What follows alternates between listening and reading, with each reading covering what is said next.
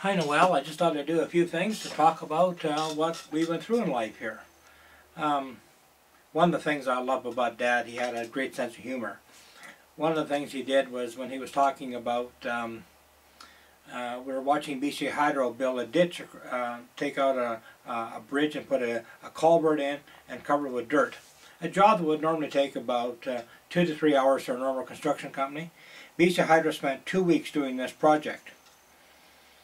And when I came home from school one time, I said, Dad, you know what happens? If the sun goes out and light travels at 186,000 miles per second, 183,000 miles per second, we won't know about it for 7 minutes. And Dad looked at me and he said, yeah, but it'll take BC Hydro a lot longer than that to go up and fix it. But he had an interesting way of looking at things.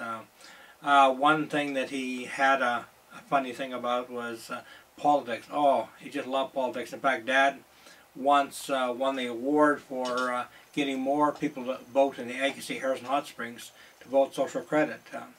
We had, I think you had to look after 200 people in that area had to vote social credit. Voted in his area, and 198 voted social credit. 2 didn't. Of course, we know who the 2 were, the Westons. And so he got an award from old W.A.C. Bennett for getting the most people out in his constituency to vote social credit, and he won the award for getting 99% out. And old W.A.C. Bennett said to Dad, he said, next time, he said, you better get those other 2 to vote social credit as well. So he got a little plaque for that. I don't know whatever happened to that plaque. I know he got a little award for it, and that was kind of funny. He had his politics as his life. Every Wednesday when they closed the restaurant, Dad would go to go to Maple Ridge and visit with George Masalem, who's still alive, by the way. I've talked to him about 2 years ago. The Masalem Motors is no longer there. They've let it go, but basically his sons ran the business. But he still came in every day and was there, and he still remembered Dad and everything, so it was quite good. He must be almost 90 some years old now. And he was the one my dad taught me about. When you go over to the legislature, I had to go over to Victoria on business one time, and Dad said, see George Masalem. And he said, you'll find out that politics is a lot like professional wrestling. And I said, why is that? Well, I went over to Victoria and met with George Masalem. And George said, I can't talk to you right now. He said, because I got to go into question period. But he said, after question period, I'll buy you lunch. So I sat up in the balcony, watched question period, and George Masalem had a big fight with the guy who was Minister of Highways. I can't remember his name now, under the NDP. And him and George had a big fight in the House. And after it was all over with, George says, okay, so come up and we'll have lunch in the legislative dining room. So I came up there, and we sat down and had lunch with the guy he was just arguing with. Can't think of his name now. He used to be Minister of Highways under NDP.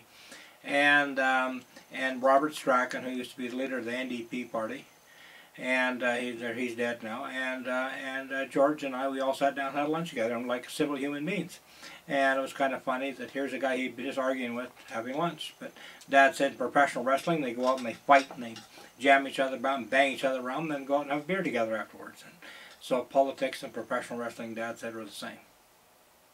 Oh, one other thing I used to remember, that when I was kid growing up in Saskatchewan, it was hard getting bikes. I mean, we couldn't afford to buy a new bike for anybody, so we got I got an old bike, but it needed parts, and it didn't have handlebars. So Larry had an old steering wheel from a car, and he chopped it, part of it up, and he put it on my bike, and I had a bike with a steering wheel like a car had on it. And I drove it to school one day. I didn't take my bike normally to school because we were about 6 miles from town, so I couldn't get in there by I took the bus in, because that's how Dad started driving buses at the time. I'll tell you about that after. And there was and I rode my bike in school one day. I was the most popular kid in school because I had this bicycle with a steering wheel on. Everybody, that was a real neat novelty, instead of handlebars, because we couldn't afford them. The other thing, driving school bus. Dad was actually one of the first school bus drivers in Saskatchewan. What they did, take all these little one-room schoolhouses, where Larry went from grade 1 to grade 6 in a one-room schoolhouse, where all the kids and everybody were in one school. It was only about a mile or so from where we farmed, and then you know, I had all the grades from 1 to 6 in there. And then when the government got together, started taking all the kids from all these little rural schools and moving them into the big communities, it caused a lot of controversy because parents liked the little rural school because oh, they could control the teacher and things like that. Teachers weren't paid very much in those days, you know, maybe $50 to $100 a month.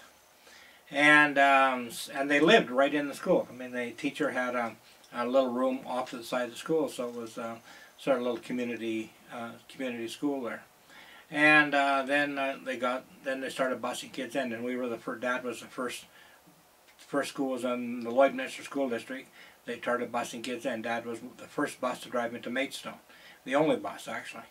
And we picked up all the schools from the Burlington School District, which we were in. We'd moved them into town, and then because we had the farm, Dad couldn't be there all the time, so Mom used to drive bus, but she needed to have a chauffeur's license. Dad just had to go down to the motor vehicle branch or wherever he went, and he got a chauffeur's license. They gave it to him. But when Mom drive bus, she was a woman, and of course women don't know how to drive, so they had to take Mom, and of course Mom had taught Dad how to drive. When Mom was 15 years old, she taught Dad how to drive a car, and that was kind of funny because Mom had to go for the chauffeur's test. He had a guy had to come up from Regina or Saskatoon, I forget where he came from, and he gave Mom a road test. And he couldn't believe how well Mom could drive. Well, Mom probably drove more than that guy that gave her the test. But it was kind of funny. He made her park on a hill and start going up on the hill, because in the old days the buses, of course, you know, were standard buses. Thank you.